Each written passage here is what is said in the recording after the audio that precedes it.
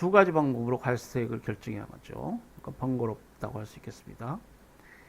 예, 그 적용 방법에 따라서 선택세와 복합세로 나눠집니다. 그러니까 법에서 이제 선택세라 하면 종가세나 종량세 두 가지 방법을 정하고 어느 하나를 그 집행하는 공무원이 집행할 수 있게 이랬을 때 우리가 그것을 혼합세라고 하고 또 선택세, 그 중에서 선택세라고 합니다.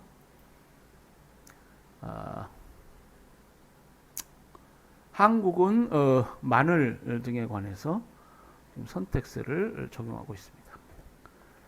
예.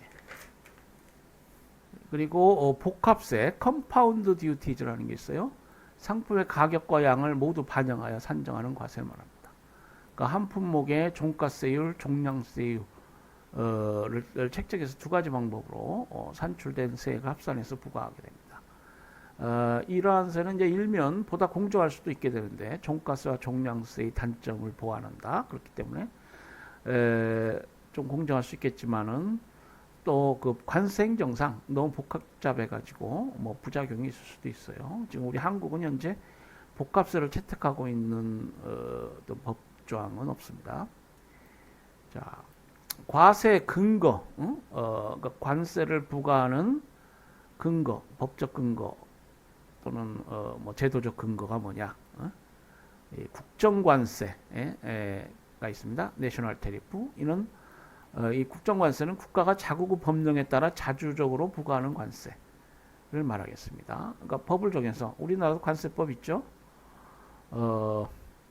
정해서 관세를 부과합니다. 국가가 조약상 의무와 같은 외부로부터의 제약에 구애받지 않고 자국법에 따라 자국 경제상 필요에 따라 부과하는 관세가 되겠습니다. 그리고 협정관세, 이건 컨벤셔널 테리프라고 하는데 외국과의 통상조약이나 관세조약과 같은 협정에 의해서 관세를 정하게 되는 관세를 말합니다. 협정관세는 다자간 협정에 의한 협정세율도 있고 양국 간의 쌍무협정에 의한 협정세율도 있습니다. 협정관세는 상대국과의 상호주의적인 원칙하에서 상호 간의 양어를 통하여 이루어지는 것이 보통이기 때문에 일방적으로 인상할 수 없으며 국정관세보다 저율인 것이 일반적이다. 그래서 대표적으로 지금 우리가 공부하려는 WTO 체제 내에서의 우리나라의 관세 부과는 이 협정관세라고 할 수 있겠습니다. WTO 또 상대국가의 상호주의적으로 그 체제 국제법 체제 내에서 부과되는 관세죠. 그러니까 근데 한번 약속을 하면은 그 실링 그 한도 내에서만 관세를 부과할 수 있습니다. 더 높은 관세는 부과할 수 없어요. 우리 국내법으로 달리 정해서 부과할 수 없습니다. 그런 의미에서 뭐 협정관세라고 할 수 있겠어요. 한국의 협정세율은 WTO 협정세율, WTO 개도국 간 양어세율, ESCAP 이건 약어인데요. Economic and Social Commission for Asia and Pacific. 그리고 개도국 간 양어세율, 우리 개발도상국에 대한 어떤 세율이 있습니다. 예. 그래서 이제 이 협정관세는 우리가 국제법 체제 내에서 준수해야 하기 때문에 꼭 그 협정관세가 있는 경우에는 그걸 준수해야 됩니다. 그래서 1순위가 되고요. 그리고 탄력관세, 그 상황에 따라서 탄력적으로 관세를 부과할 수 있으면 그 관세, 탄력관세를 적용합니다. 그리고 잠정관세, 그리고 기본관세, 이제 마지막으로 기본관세를 적용하게 됩니다. 이 관세 적용 순서가 되겠습니다. 과세율 수에 따라서 단일관세율, 복수관세율 이렇게 나눌 수 있어요. 단일관세율은 싱글 테리프, 복수관세율은 멀티리니어 테리프라고 하는 것인데 동일 상품에 대해서는 국가를 구분하지 않고 동일 세율을 적용하는 제도, 이게 단일관세입니다. 물론 이 관세는 뭐 뒤에 상품, 그 HS 상품 분류 체제도 살펴보겠습니다만은 그 동종상품 관세 행정에 있어서는 이 동종상품이라는 게 매우 중요합니다. 가장 기본 출발점이에요. 그래서 동일 상품에 대해서는 국가를 구분하지 않고 동일 세율을 적용하는. 예.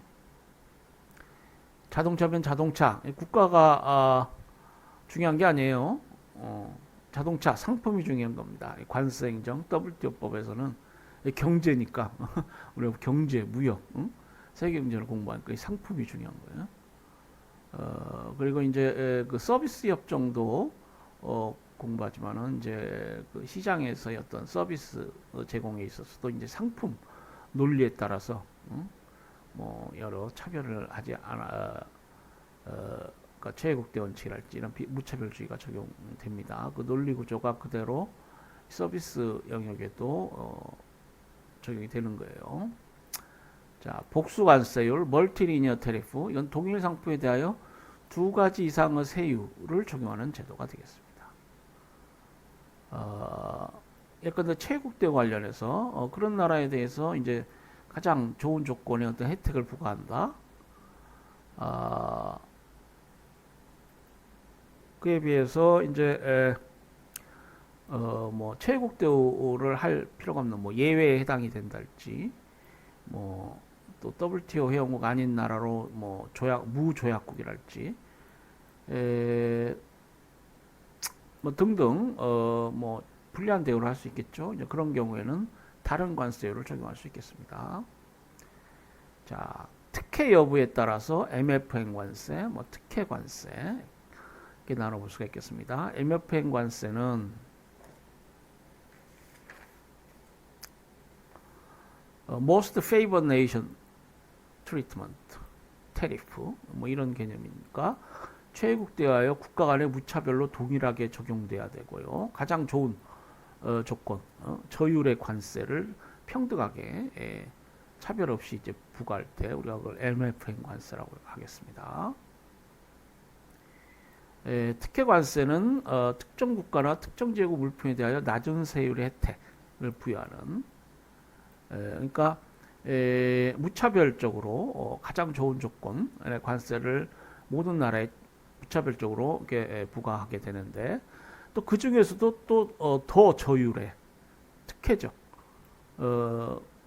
대우를 할 수가 있다고 그랬죠. 못 사는 나라들 실질적 정의 관점에서 일반 특혜 관세제도 그러니까 MFN 관세가 뭐 30% 나라가 은혜를 베푼단 말이에요.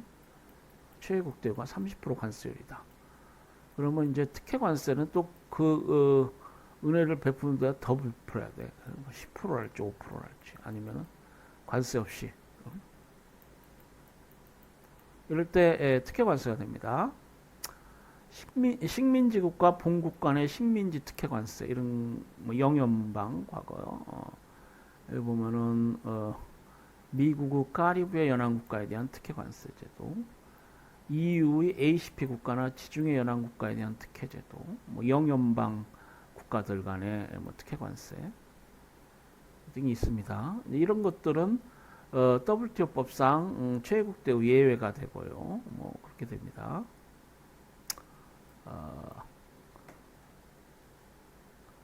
말씀드린 대로 그 웅크탄트가 주도해서 만든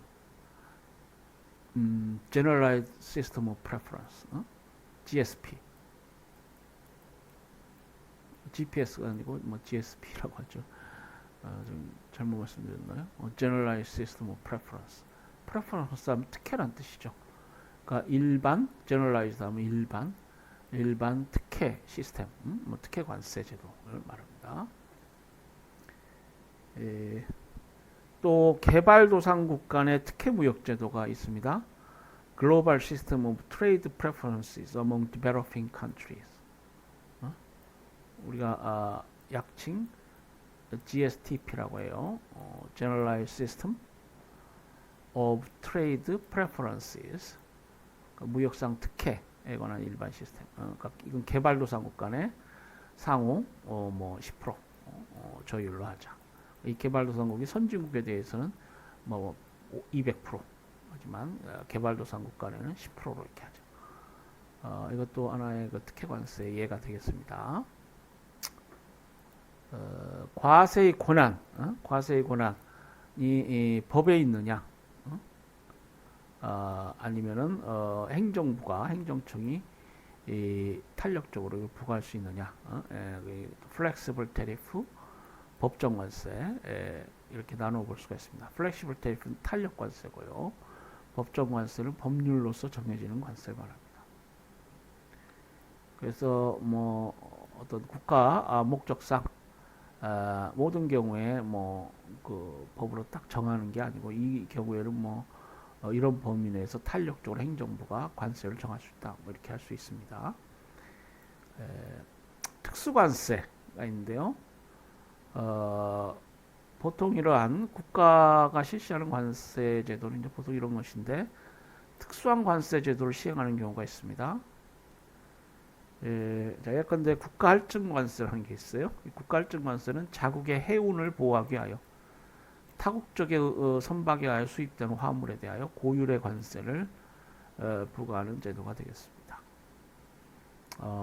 이것은 이제 최국 대우 무차별주의 위반 될 가능성이 있으니까요. 그 근거가 있어야 돼요. 예컨대 뭐 국제수지 현저하게 악화되어서 미국 국적 선박에서 수입되면은 고율의 관세를 부과한달지 뭐 이런 예법을 찾아야 됩니다. 자, 해운 장려 관세가 있어요. 해상 운송을 장려하기 위하여 육로로 운송되어 수입되는 상품보다 해상으로 운송되어 수입되는 상품에 대하여 낮은 관세를 부과하는 제도가 되겠습니다. 해운 장려 관세.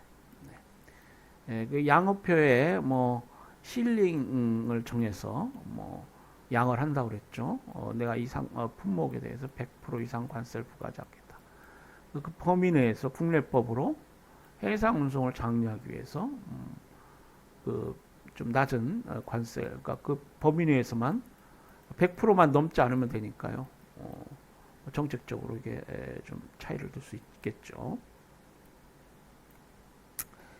간접 수익 할증 관세가 있습니다. 원산지국 이외의 국가로부터 간접적으로 수입되는 상품에 대하여는 높은 관세를 부과하는 제도. 이거는 이제 그 뭐 조세 포탈이랄지 뭐 이런 조세 회피 목적으로 그 원산지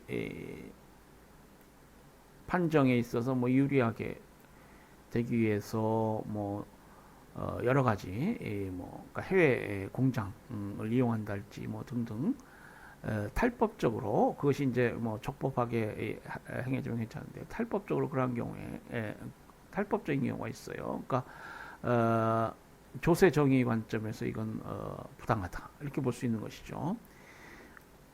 간접적으로 이걸 수입하게 되면은 현저하게 여러 가지 어떤 조세 목적상 유리할 수 있습니다.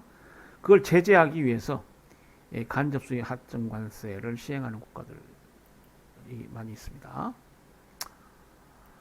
자, 탄력관세 제도를 간략히 볼까요? 탄력관세 제도는 아까 나왔습니다만 관세가 이제 조세법률주의에 따라 입법기관의 법률로 정하지게 되고요. 조세법률주의. 그렇지만은 이제 급변하는 경제 여건에 신속하고 신축적으로 대응하는데 어려움이 있을 수 있습니다.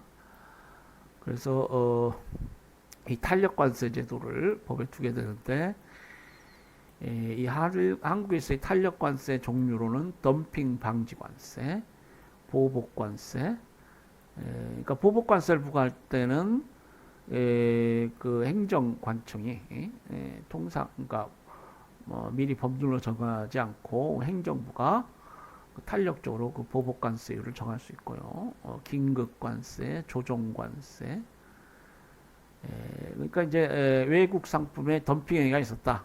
그래서 덤핑 판정이 나고 우리 그 반덤핑법, 반덤핑 협정에 따라서 반덤핑 관세를 부과할 때 그 세율 같은 것은 법률이 미리 정하지 않습니다.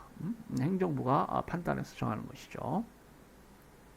상계관세, 편익관세, 물가형평관세, 뭐 할당관세, 국제협력관세, 국제협력 목적상 탄력적으로 관세를 유지할 수가 그런 제도를 줄 수가 있어요. 자, 볼까요? 뭐 여기 나옵니다만은 반덤핑 관세는 덤핑으로 물품이 수입되어 국내 산업에 피해가 발생하거나 발생할 우려가 있는 경우 덤핑의 영향을 제거할 목적으로 부과하는 관세입니다. 이와 관련해서 이제 WTO에 반덤핑 협정이 있고요. 우리나라는 뭐 WTO법을 그대로 그러니까 WTO 국내 이행 법률이 있어요. 그러니까 우리 지금 뭐 무역위원회가 있고요. 뭐 산업통상자원부가 있죠. 그래서 이 반덤핑 절차가 개시되고 국내 산업 보호를 위해서 덤핑 행위를 한 외국 상품에 대해서 조사하고 절차를 진행해서 반덤핑 관세를 부과할 수 있습니다. 이건 탄력 관세예요. 그리고 이제 카운터밸링 듀티스, 컴펜세이션 듀티스라고 하는 것인데 이걸 상계 관세라고 부릅니다. 이 관세는 그 보조금 협정, WTO 협정에 보조금 협정이 있는데 이 국가가 시장에 부당하게 개입해서 불법적으로 그런 경우에는 그것이 보조금에 해당이 될 수 있고 이 보조금이라는 것은 우리 뭐 좋은 의미로도 쓰여집니다만은 이 WTO법에서는 국가가 시장에 개입함에 있어서 그러니까 차별적으로 어떤 특혜적 어떤 여러 가지 혜택을 부여한달지 뭐 그런 것은 우리 그 사적이요 아까 프라이빗 섹터 뭐 퍼블릭 섹터 얘기했습니다만은 시장과 정부는 깨끗해야 돼. 정부는 어떤 주권의 수임을 받아서 통치권을 행사할 뿐입니다. 그렇기 때문에 시장에 대해서 경건해야 돼요. 시장을 규제한다 해도 법에 따라서 법에 근거해서 법체행정 원칙에 따라서 해야 되고요. 어떤 그걸 특혜적으로 예컨대 보셔요. 뭐 뒤에도 우리가 살펴보겠습니다만은 우리가 그 뭐 경제 개발한다고 해서 그 경부고속도로를 놓고 항만을 개발하고 뭐 새만금 간척 뭐 이런 걸 하고요. 그런 것들은 우리 모두 국민 모두에게 도움이 되는 국가가 해야 될 일입니다. 뭐 언젠가 국가의 책임, 권한과 책임 관련해서 UN 국가 목록, 국가의 권한과 책임 관련한 뭐 리스트가 있다고 그랬는데요. 국가가 해야 될 일이에요. 뭐 경찰 서비스를 제공한다든지. 그러나 어떤 특정 기업을 위해서 망해가는 특정 기업을 주식가액이 거의 뭐 가치가 없는 주식을 국가가 특혜적으로 뭐 5천 원, 만 원에 사줬다. 이렇게 국가가 시장에 개입해서는 안 됩니다. 그건 특혜고요. 일종의 보조금이고 우리 협정상 반하는 거예요.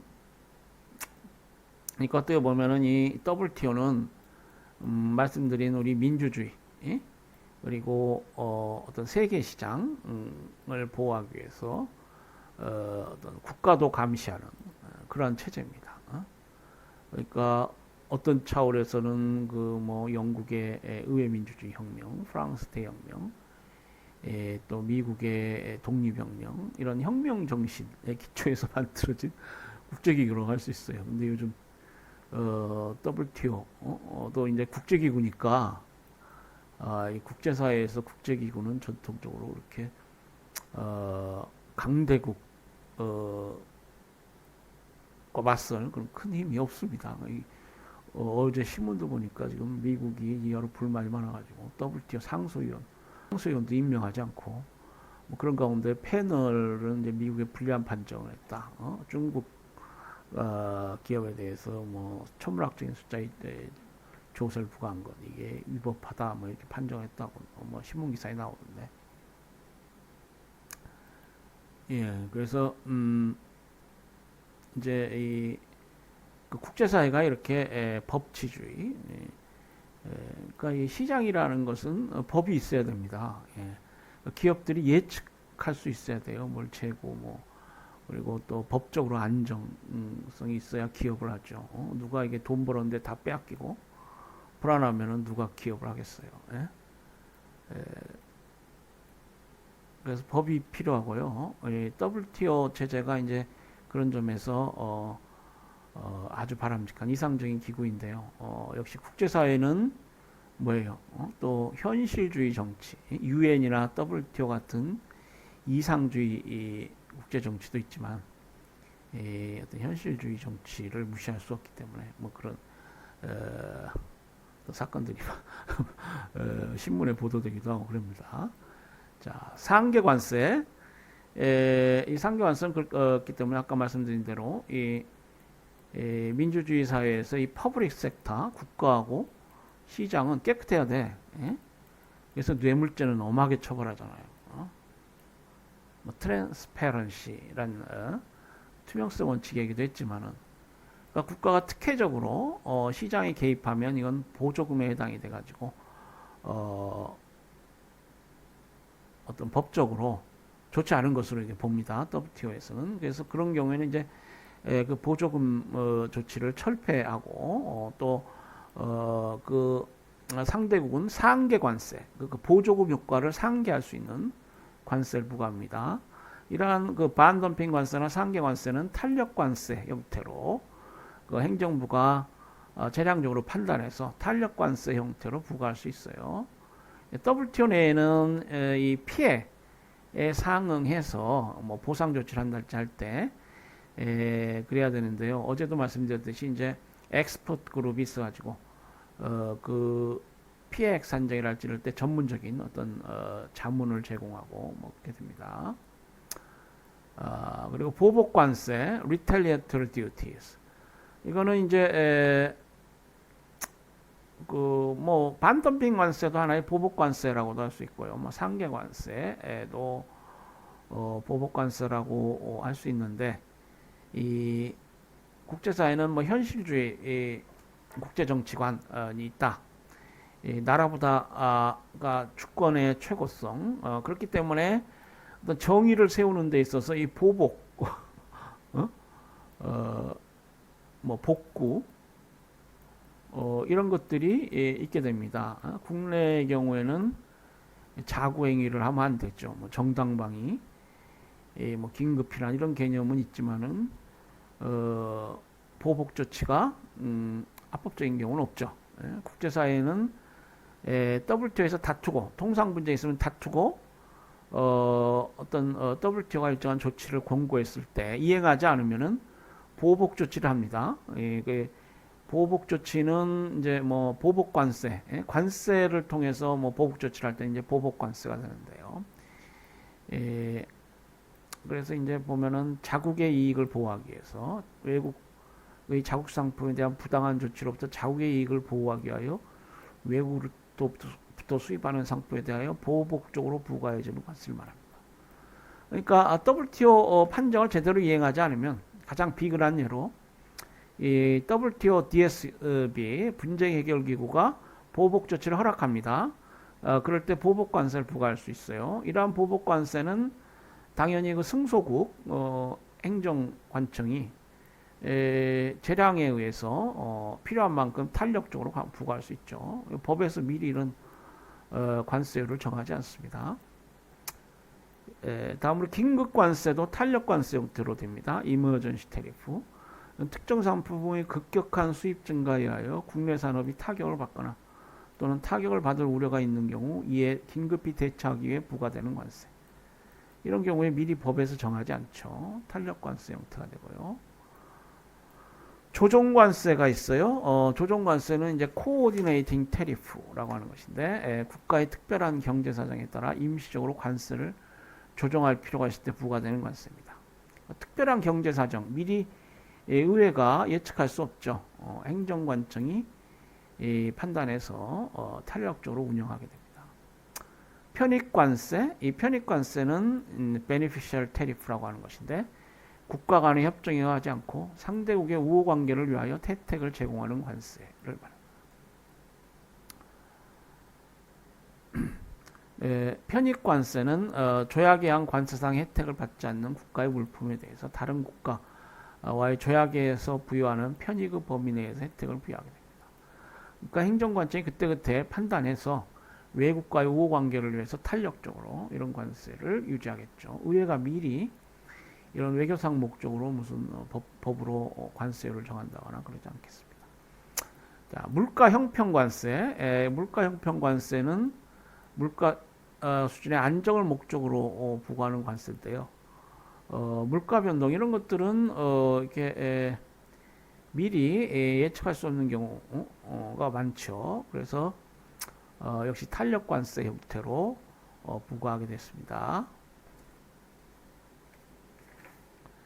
물가 형평관세는 차액관세, 우리 교재에도 있지만 또 활척관세, 계절관세 뭐 이런 세세한 어떤 관세 종목들이 있습니다. 이 차액관세 제도는 국내 생산자 보호에 필요한 일정한 수준의 가격을 유지하기 위하여 정부에서 정한 기준 가격과 수입 가격 간의 차이가 있을 경우 그 차액을 관세로 부과함으로써 국내 물가의 안정을 도모하는 제도를 말합니다. 또 활척관세라는 게 있는데 슬라이딩 테리프 시스템이라고 해요. 이 활척관세 제도는 수입 가격이 인상될 때 저율의 관세를 부과하고 수입 가격이 인하하면 고율의 관세를 부과해서 수입 물품에 대한 국내 가격의 안정과 수급 균형을 유지하게 됩니다. 또 계절 관세는 계절적으로 가격에 현저한 차이가 있는 경우 계절에 따라 기본 관세를 일정한 범위 내에서 인상 또는 인하하는 제도를 말합니다. 다 물가 형평 관세의 예가 되겠습니다.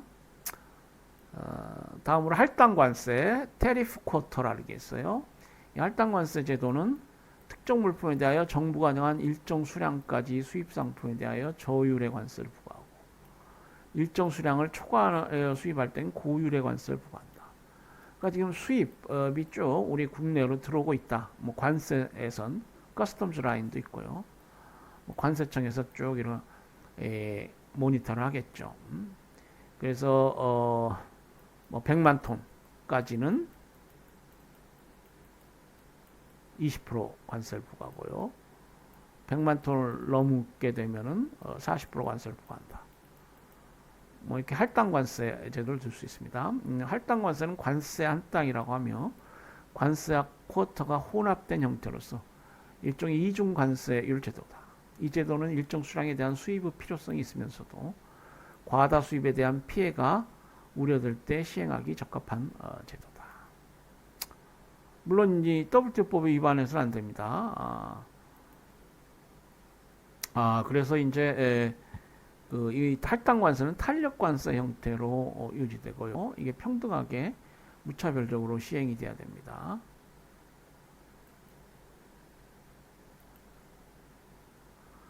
할당 관세는 관세와 수입 할당을 혼합한 성격을 가지는데 가트에서는 수입 수량 할당은 원칙적으로 금지하고 있으나 그러니까 수량 제한 금지 원칙이 11조에 있다고 그랬죠. 수량을 할당해서는 안 됩니다. 그렇지만 할당 관세 제도는 인정하고 있습니다. 그래서 이제 수입 수량 할당, 수량을 할당하는 게 문제되는데 이것은 아까 말씀드린 어떤 긴급 관세 관련해서 긴급 수입 제한 조치, 국내 산업을 보호하기 위해서랄지 뭐 예외, 수량 제한 원칙 11조, 수량 제한 금지 원칙 11조법의 예외에 해당이 되는 경우 예외법을 주장해서 수량 할당을 하고 또 뭐 할당 관세 제도를 실시하고 뭐 그럴 수 있겠습니다. 자, 이 관세 행정도 그렇지만 어떤 통상 관리들 기본적으로 이제 상품을 기준으로 한다는 것이죠. like product. 자, 이게 동종 상품이어야 돼요. 관세를 부과할 때도 이게 어떤 종류의 상품인가 이걸 먼저 판정을 해야 됩니다. 관세를 양호할 때도 그렇고요. 차별을 했느냐 안 했느냐 분쟁이 있을 때 이게 동종 상품이냐 아니냐 이게 문제가 됩니다. 그러니까 상품이라는 게 매우 중요한 개념인데요. 상품마다 관세를 책정하기 위해선 상품의 범주를 나눠야 됩니다. 그러니까 이 상품 분류를 나라들이 자의적으로 하는 것은 좋지 않겠죠. 국제적으로 일치시킬 필요가 있고요. 상품 분류 체계를 국가 간에 일치시키는 노력이 오래전부터 시작되어 와서 지금 대부분 국가들이 통일된 분류 체계를 사용하고 있습니다. 현재 세계적으로 사용되고 있는 관세 목적의 상품 분류 제도는 1988년에 제정된 조화 제도. Harmonized Commodity Description and Coding System. 소위 Harmonized System, HS라고 불러요. 요게 있고요. 1937년 제네바 관세 품목 분류집, 1955년 BTN 있고요. 다시 1977년에 CCCN. 그래서 결국 이런 역사적 어떤 변천 과정을 거쳐서 이제 지금에는 1988년 EHS 제도가 이제 기본 상품 분류 기준으로 대부분 나라들이 채택하고 있습니다. 상품 분류 그리고 국제간 관세 제도 이와 관련한 국제기구가 있어요. WCO 월드 카스텀스 오가니제이션 세계 관세 기구가 있습니다.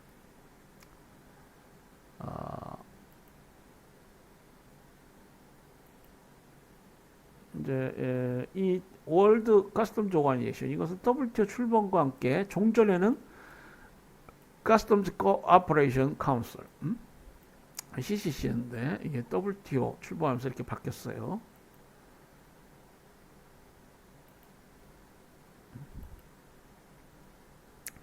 HS 상품 분류는 상품의 원료, 제조 과정, 노동 과정, 용도 등을 기준으로 해서 분류되는데요. 각 상품은 큰 범주로 두 단위로 나누고 점점 더 세분해서 4단위, 6단위, 10단위까지 분류됩니다. 6단위 분류까지는 세계 공통으로 사용되고 그 이하부터는 개별 국가에서 자국의 산업 사정을 감안해서 분류할 수 있도록 이렇게 되어 있습니다.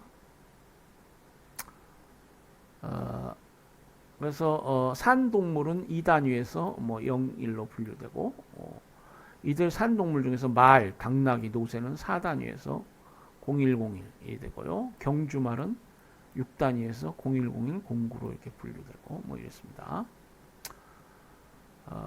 자, 그래서 이제 상품 분류 관련해서 봤고요. 자, 나라가 관세를 부과하면은 어떠한 경제적 효과가 있느냐? 뭐 재정 수입을 목적으로 국내 산업 보호를 위한 목적으로 관세를 부과한다는데 지금 우리는 세계 시장에서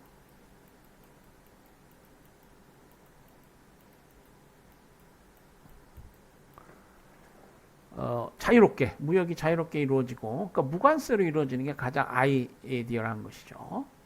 무역의 자유와 또 차별 없이 기업들이 무역을 할 수 있는 이게 이제 소위 자유와 평등 이게 근대 민주주의 근대 시민민주주의의 이념으로 자유와 평등이 우리가 보통 얘기하잖아요. 평등은 뭐 비차별이죠. 자, 관세를 부과한다는 것은 하나의 규제인데 결국 그 무역 현실적인 어떤 그 뭡니까 외부적 비효율이라고 할 수 있겠죠. 여러 가지 이제 제도의 역사적 어떤 배경이랄지 또 여러 목적으로 뭐 지금 계속 이 관세 제도라는 것이 유지되고 있습니다만은 이제 선진국들은 이제 비교적 저율의 관세를 부과하고 있죠.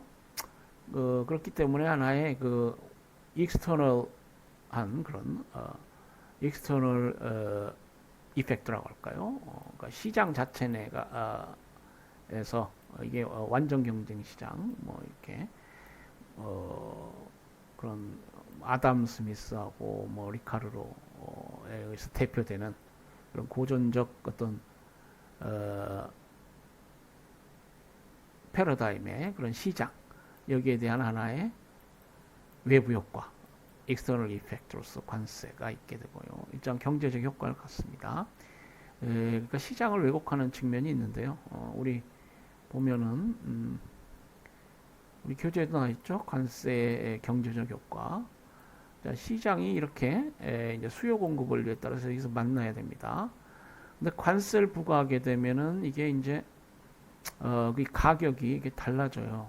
달라질 수밖에 없고 여기 보면은 이 수요 공급 곡선에서 이렇게 만나는 점에서 교환이 이루어져야 됩니다. 이 가격에서 이 수량으로. 관세를 부과하면은 외국 기업에 비하여 국내 기업이 더 비싼 가격을 받을 수 있게 되죠. 외국 상품이 110원이 됐으니까 국내 기업도 뭐 한 109원이랄지 뭐 이렇게 팔 거 아니에요. 그래도 시장에서 팔리니까. 그렇게 되면 국내 기업의 생산이 증가하게 됩니다. 이걸 보호 효과라고 해요. 그러니까 국내 YZ 가격이 P1에서 P2로 상승함에 따라 YZ 산업의 이윤은 증가하게 되고, 국내 생산은 Q1에서 여기 보면은 지금 잘 안 보이죠? 국내 우리 여러분 교재를 좀 참조하세요. Q1에서 Q3로 이렇게 증가합니다. 가격이 상승할 수 있으니까요. 이 생산량 증가분, 이 증가분이 국내 산업 보호 효과고 생산 효과라고 할 수 있겠습니다. 이 소비 효과는 관세 부과로 수입 상품의 가격이 관세만큼 상승하게 돼요. 소비가 줄어들게 되는 것. 그러니까 예컨대 정부가 비싼 외국산 상품 좀 못 사게 하고 싶다. 그럼 고율의 관세를 부과하고 소비가 줄어들 수 있습니다. 이게 소비 효과가 됩니다. Consumption Effect. YJ 가격 상승에 따라 국내 소비는 Q2에서 여기 보면은 Q2죠. 여기에서 Q